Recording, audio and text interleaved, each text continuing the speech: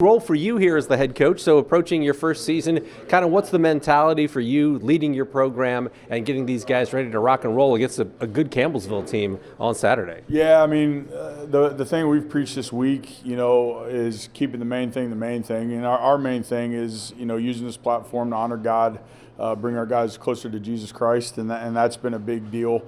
Getting into the human part of it, where we're playing ball, we feel really comfortable with our roster, with our kids, with the continuity of our coaching staff. I mean, it's all been we're kind of getting to a crescendo now. We're feeling good about things. What's impressed you about this group of guys on the field specifically? Wow, that we have a lot of them back. Our team's intact from the success that we had last year, for the most part.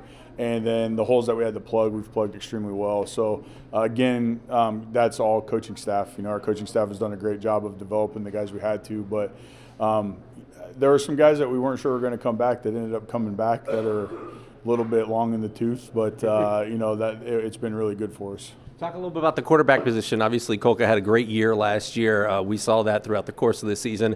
How reassuring is it for you as a head coach to have your quarterback back and a guy that has been as productive? There was no quarterback controversy this year. We knew who we were. Like last year, we weren't quite sure when we started off everything exactly who the guy was. But he's done a great job. He's a great leader. He knows the offense. He helps plan the offense.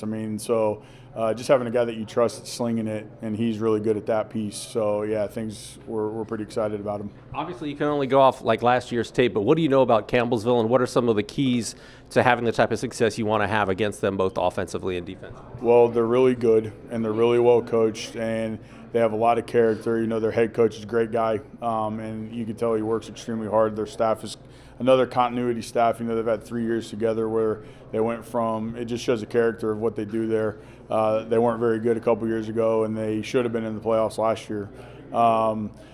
They have guys from all over the country on their team. They have a lot of transfers from that region down there, and they run around and make plays. And on offense, we're not quite sure what's going on with their quarterback. I know they have a quarterback coming back that's all-conference, almost all-American, who we were preparing for all summer, but then he didn't show up on the two deep, so we don't know, but we're expecting their very best, and it's going to be a really good test to see what we're made of. You mentioned continuity, but you take a look at the coaching staff, and you would think, with how long Coach Donnelly had been here, that there might be a lot of guys after him to kind of leave. But the coaching staff is pretty much intact. You have a lot of returnees. I don't want to say it's been an easy transition, but are you surprised at how seamless from the outside it's been to make that transition? It's been seamless from the inside because those guys do all the work anyway. So, none of this is about me. This is about us, and it's about them. They're the guys that do everything day in and day out. They stayed. They believe in what we're doing. They believe in our culture, and I think you're going to see that on Saturday. What are you most looking forward to about Saturday? I'm ready to just get the first one started and done, and it's just that it's been that anticipation of what's it going to look like, and I'm ready to just get it rolling.